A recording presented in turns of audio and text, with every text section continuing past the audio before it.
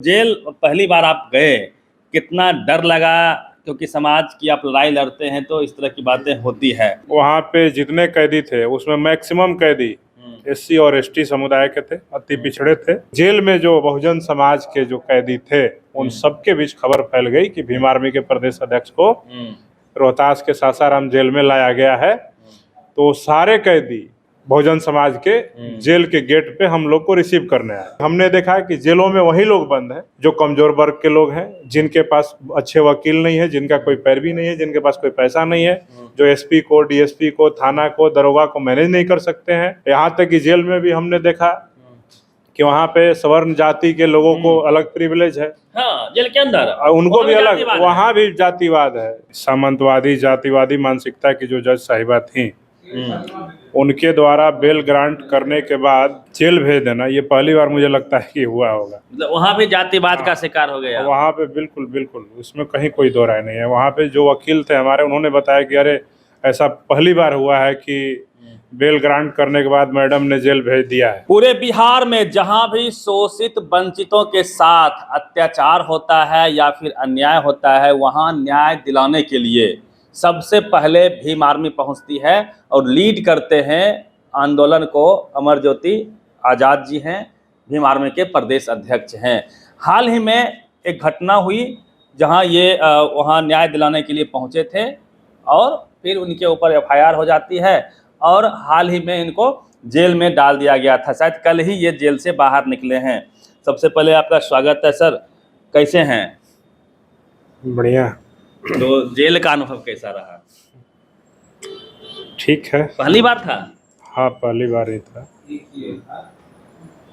Jail का अनुभव काफ़ी बेहतरीन रहा, लेकिन कई चीज़ें सीखने को मिली जेल के अंदर और बाहर में भी। जब हम लोग कोर्ट में प्रोड्यूस हुए थे तो वहाँ पे जज साहिबा ने हम लोग का बेल पिटीशन पढ़ा और उसके बाद हम लोगों को उन्होंने बेल ग्रांट कर दिया।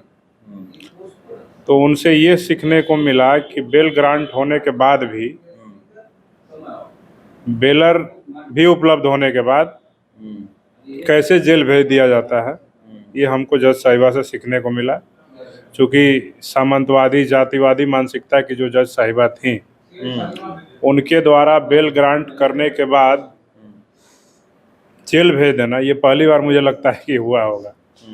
जबकि वहीं जज साहिबा है, मुझे पता है कि बेलर आने में लेट हो जाता है तो अपने आवास पे बुला करके बेलर चेक करके और सब कुछ रिहा करने का काम करती है। मतलब वहाँ भी जातिवाद का शिकार हो गया? वहाँ पे बिल्कुल बिल्कुल, उसमें कहीं कोई दो राय नहीं है। वहाँ पे जो वकील थे हमारे, उन्होंने बताया कि अरे ऐसा पहली बार हुआ है कि बेल ग्रांट करने के बाद मैडम ने जेल भेज दिया है।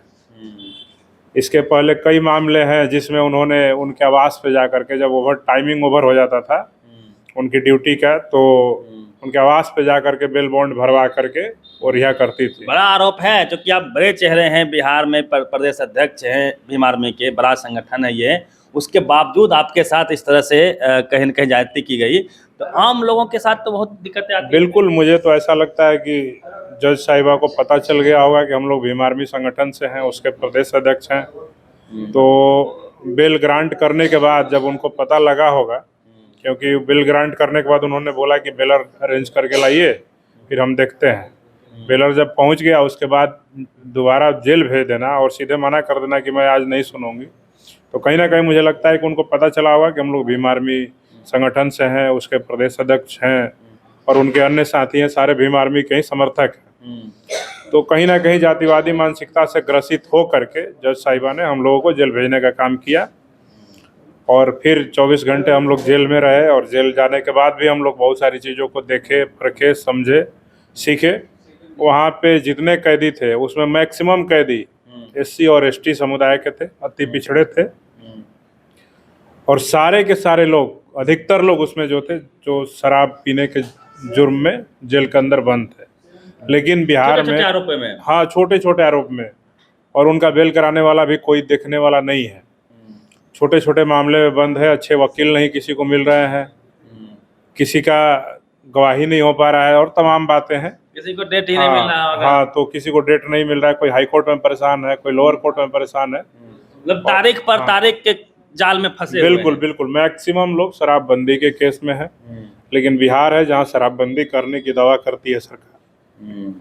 इस बिहार में जो ट्रक से शराब लेकर के बिहार में बेचता है वो सब मालिक बन करके मोटा मोटा चैन पहन करके महंगी महंगी गाड़ियों पे घूम रहा है सड़क पे, लेकिन जो 2 बोतल बेच रहा है, आधा बोतल पी रहा है, वो सब जेल के अंदर है। तो कहीं ना कहीं मुझे लगता है कि बिहार की सरकार जो रोजगार नहीं दे सकती है, वो बिहार के युवाओं को, खास करके अनुसूचित जाति जनजाति के युवाओं को जेल भेजने के लिए शराबबंदी का योजना लेकर के आई है कि शराबबंदी करेंगे तो रोजगार तो दे नहीं पा रहे हैं, तो फ्रस्ट्रेशन में जो युवा हैं वो शराब पिएंगे और उनको जेल जाना पड़ेगा। क्या था मामला? क्योंकि आप सबसे पहले मुझे लगता है कि पहुंचते हैं कहीं भी, शोषित मंत्री समाज के साथ कुछ भी होता है, कोई भी घटनाएं होती है, छोटी हो या बड़ी हो, आपके पास खबर आती है, आप गाड़ी से पहुंचते हैं, आपके साथ और भी साथी आपके होते हैं। क्या मामला था? क्या इंटेंशन था उन लोगों का? देखिए, मामला ये था कि एक जमीन था जो कि अनुसूचित जाति समाज के लोगों का जमीन था, उस पे मंदिर बनाने का मामला था। तो मंदिर, मान लीजिए मेरा जमीन है तो आप स्वेच्छा से मेरे जमीन पर मंदिर बनाइएगा कि जबरदस्ती करिएगा? तो जब जबरदस्ती करने लगे लोग, तो अनुसूचित जाति समाज के लोगों ने एसडीएम को, सीओ को, डीसीएलआर को, थाना को आवेदन दिया कि भाई हमारे ज़मीन पे मंदिर बनाया जा रहा है, आप इस पे कार्रवाई कीजिए। तो शुरुआती दौर में तो पुलिस और प्रशासन के लोगों ने कार्रवाई नहीं किया, लेकिन जब थोड़ा मामला गरमाया, जब उनका काम वाम शुरू हो गया, तो इधर से दबाव बनाया गया, तो उन्होंने उस पर 144 लगा दिया। यानी कि दोनों में से कोई पक्ष उस पर दावा नहीं कर सकता है, कोई निर्माण कार्य नहीं कर सकता है।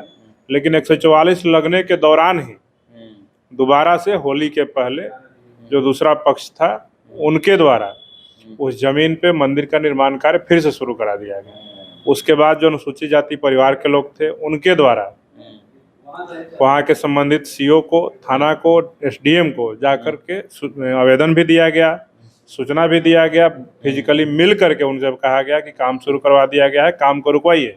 अब ही का आदेश है कि 144 लागू हुआ है, तो फिर कैसे काम हो रहा है?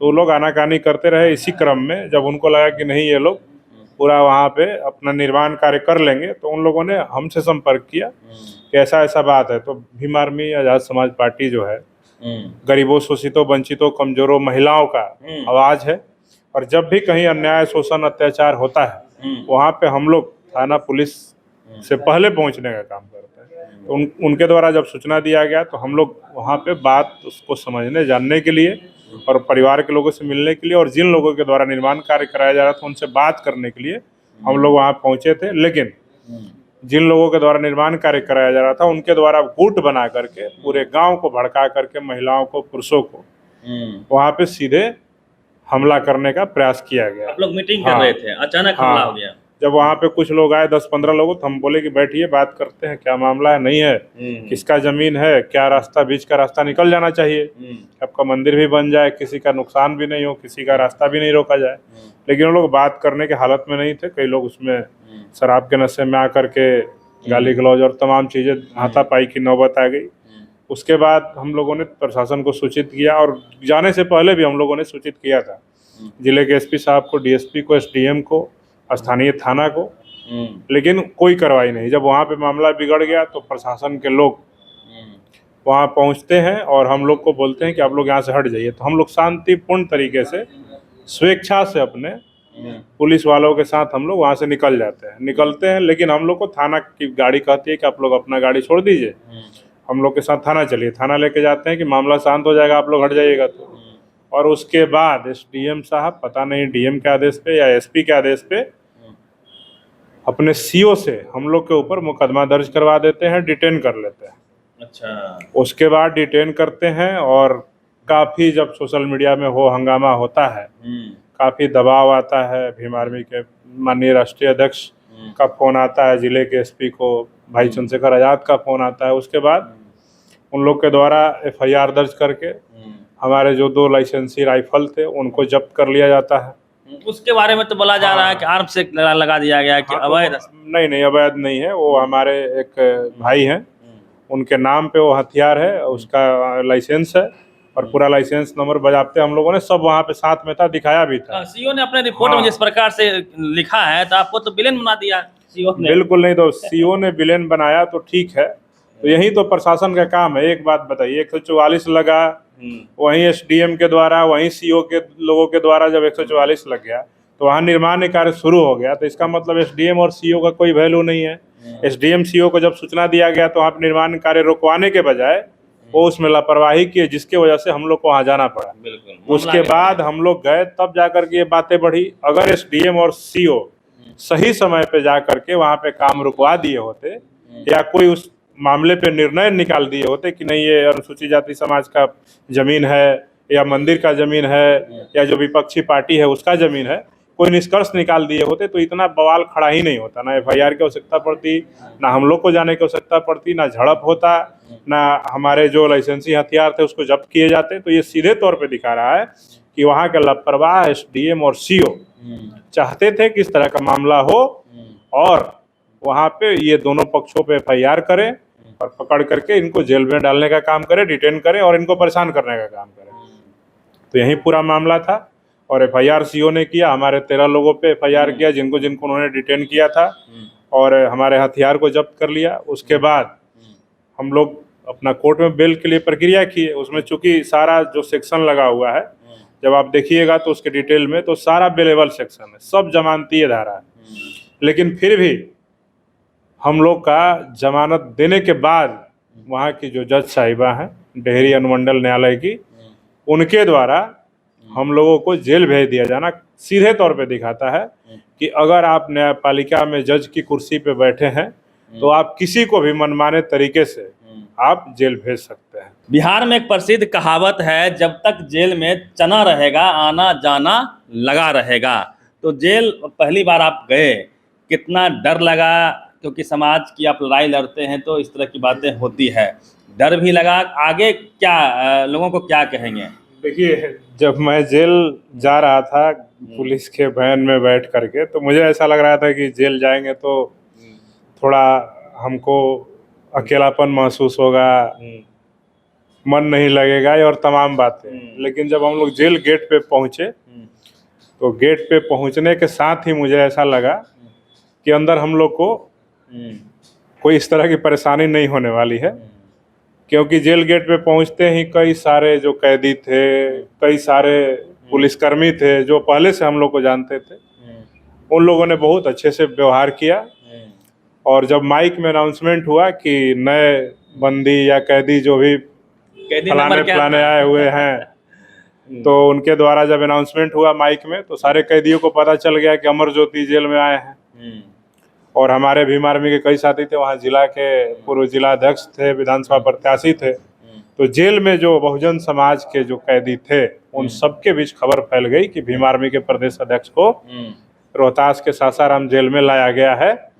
तो सारे कैदी जो हैं बहुजन समाज के जेल के गेट पे हम लोग को रिसीव करने आए और अपना दुख सुख, फिर हम लोग गए जेल के अंदर। हम लोग को बंद कर दिया गया शाम होते ही जेल में। 6 बजे गेट बंद हो जाता है। 6 बजे जब गेट बंद होता है शाम में, तो सुबह 5:30 बजे खुलता है। तो उसका हाँ। किसी से मिल नहीं सकते हैं? नहीं, उस दौरान आप अपने बैरक से बाहर नहीं जा सकते, आपको अंदर ही रहना है। आपको अंदर में ही बाथरूम है, अच्छा। तो वहीं पे आपको रहना, जो भी करना। कैदी थे उन सबसे हाँ। तो बातचीत होती होगी? हाँ, आपस में बातचीत। एक वार्ड में 40 कैदी थे, तो सारे कैदियों से हम लोग की बात होती थी। और सब आप लोगों का मामला सुनने लगे, कहाँ क्या है? हाँ, तो वहाँ पे सब लोग अपना बताने लगे कि भैया हमारा बेल नहीं हो रहा है, हमारा हाई कोर्ट में मामला पेंडिंग पड़ा हुआ है, हमारे केस में पुलिस ने गलत रिपोर्ट तैयार कर दिया है, गलत चार्जशीट बना दिया है, गलत केस की डायरी लिख दी है, गलत तरीके से हमको फलाने व्यक्ति ने साजिश के तहत फंसा दिया है। तो कई सारे मामले हमारे संज्ञान में आए। लेकिन सबसे अच्छा लगा कि वहाँ पे जो हमारे समाज के लोग जेलों में बंद हैं छोटे छोटे केसों में, उन लोगों का काफ़ी प्यार सहयोग हम लोग को मिला जेल में। और हम लोग को एक दिन के लिए जेल गए थे, लेकिन ऐसा फील ही नहीं हुआ कि हम लोग जेल में हैं, क्योंकि उन लोगों ने आश्वासन दिया कि हम बाहर निकलेंगे तो आपके लिए। हमने उन सबको बोला है कि आप अपने परिवार के लोग जब आपसे जेल में मुलाकात करने आए तो आप लोग उनका नंबर, मेरा नंबर उनको दे दीजिए। और आपके केस में चाहे हाई कोर्ट का मामला हो, चाहे लोअर कोर्ट का मामला हो, हर जगह आपका सहयोग हम लोग बेल कराने में करेंगे। तो सारे कैदी जब हम लोग वापस जब जेल से जब रिहा हुए तो आने लगे तो काफ़ी गमगीन माहौल था। इमोशनल जेल हो गए। के गेट तक मतलब कई जो हमारे समाज के जो बंदी हैं वो लोग आए और काफ़ी इमोशनल थे। तो मतलब लग ही नहीं रहा था कि हम लोग जेल गए थे, मतलब ऐसा लग रहा था कि अपने परिवार के लोगों के बीच में ही थे। तो जेल के अंदर और बाहर दोनों तरफ हम लोग के समाज के लोग हैं। लेकिन ये है कि हमने देखा कि जेलों में वही लोग बंद हैं जो कमजोर वर्ग के लोग हैं, जिनके पास अच्छे वकील नहीं है, जिनका कोई पैरवी नहीं है, जिनके पास कोई पैसा नहीं है, जो एसपी को, डीएसपी को, थाना को, दरोगा को मैनेज नहीं कर सकते हैं। यहाँ तक कि जेल में भी हमने देखा कि वहाँ पे सवर्ण जाति के लोगों को अलग प्रिविलेज है। हाँ, जेल के अंदर और उनको भी अलग, जातिवाद है। वहाँ भी जातिवाद है। जो स्वर्ण जाति के सुविधाएं वहाँ मिलती है हाँ, जेल में। उनके खाने की सुविधाएं, रहने की सुविधाएं और तमाम तरह की सुविधाएं जो है उसमें कहीं ना कहीं उन लोगों को प्रिविलेज मिलता है। और वहाँ का जो जेल अधीक्षक, एक मामला मेरे संज्ञान में आया कि वहाँ का जो जेल अधीक्षक है उसने एक अनुसूचित जाति समाज के एक लड़के को हम लोग के जाने से 4 दिन पहले बहुत बेरहमी से जेल के अंदर ही पिटवाया है और उस पर आरोप लगाया कि फोन से ये जेल में रंगदारी मांग रहा था। उस बच्चे से जब मैं मिला तो उसने कहा कि भैया अगर ये जेलर मुझे प्रूफ कर देगा ना कि मैंने किसी को रंगदारी मांगा है फोन करके तो ये हमको मार के जान ले लेकिन ये गलत आरोप लगा करके मुझे जातिवाद का शिकार हमको बनाया है। चूंकि हमने जब बाहर था मैं जेल में तो मैं स्वर्ण जाति के उन सामंतवादी मानसिकता के लोगों के खिलाफ लड़ाई लड़ी थी। इसके वजह से जेल में हमारे विपक्षी पार्टी ने जेलर को पैसे दे करके हमको मारने और पीटने का काम किया, मेरा जान लेने का प्रयास किया है। लाइट बंद करके, अंधेरा करके बेरहमी से उसको पीटा गया। उस लड़के का नाम है कौशल कुमार, सूर्या डॉन के नाम से हो जाना जाता है। अनुसूचित जाति समाज का वो लड़का है, तकरीबन 25-26 साल एज है। उस लड़के से मैंने पूछा तुम्हारा नाम सूर्या डॉन क्यों है? तो कह रहा कि भैया ये तो हमको नहीं पता है, ये तो पुलिस वाले लोग ही हमारा नाम दे दिए हैं सूर्या डॉन। हम बोले क्या किए थे? तो बोला कि कुछ नहीं, कुछ लोग हमको धमकी दिए थे, गाली वाली दे रहे थे, तो हम उन लोगों से जा करके पूछे भाई गाली क्यों दिए, तो वो लोग मारने पीटने लगे। तो उनके मारने पीटने के जवाब में हमने भी उनके ऊपर सेल्फ डिफेंस में कार्रवाई की। उसी मामले में हम जेल में बंद है तो पुलिस के लोग जो है स्थानीय थाना के, वो लोग कहते हैं ये डॉन है, हथियार रखता है, ये रखता है, वो रखता है।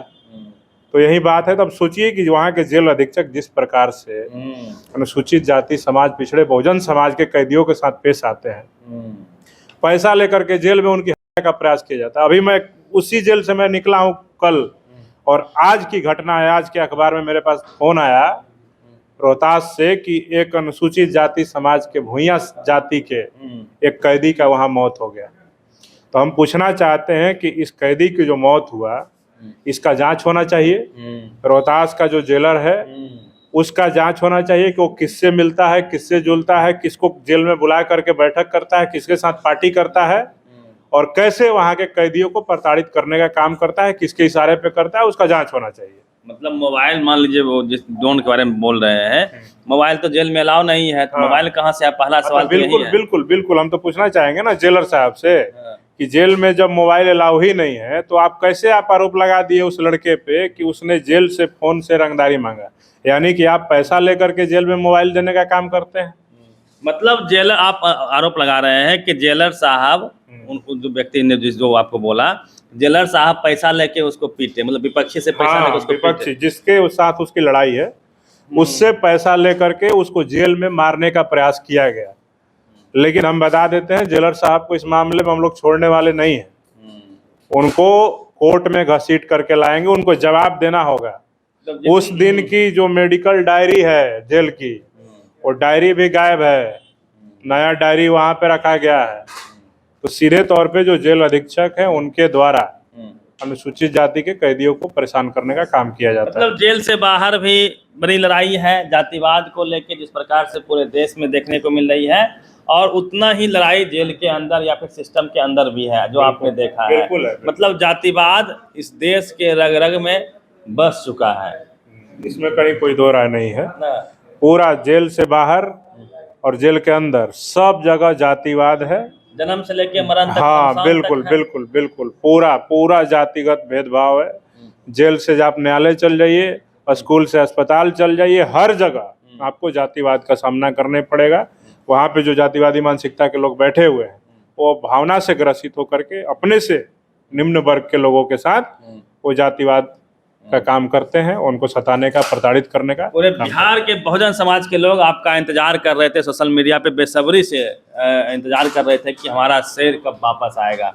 तो क्या कहेंगे अपने समर्थकों को? हम सभी उन सभी बहुजन समाज के साथियों का, सोशल मीडिया एक्टिविस्टों का, बहुजन पत्रकारों का मैं धन्यवाद देता हूं कि आप सब ने इतना चिंता जताया हमारे एक दिन जेल जाने पे और हमारी रिहाई के लिए आपने आवाज़ बुलंद किया। मैं आप सब का तहे दिल से आभारी हूं कि आप सब ने मेरी रिहाई की आवाज़ को बुलंद करने का काम किया, जिसके वजह से 24 घंटे के अंदर ही न्यायालय को और जेल प्रशासन को हम लोग को रिहा करना पड़ा। फिर उसी दमखम के साथ समाज में रहेंगे? बिल्कुल, हम लोग ना जेल जाने से डरते। हमारे नेता नहीं, हमारे नेता तो जगदेव बाबू का जो नारा था, पहली पीढ़ी के लोग मारे जाएंगे, दूसरी पीढ़ी के लोग जेल जाएंगे और तीसरी पीढ़ी के लोग राज करेंगे, उस नारे के कॉम्बो हैं हमारे नेता। वो जेल भी जा चुके हैं, गोली भी खा चुके हैं और अब राज करने की भी बारी आ रही है। देखिए उत्तर प्रदेश में अभी लोकसभा के सांसद हैं नगीना से।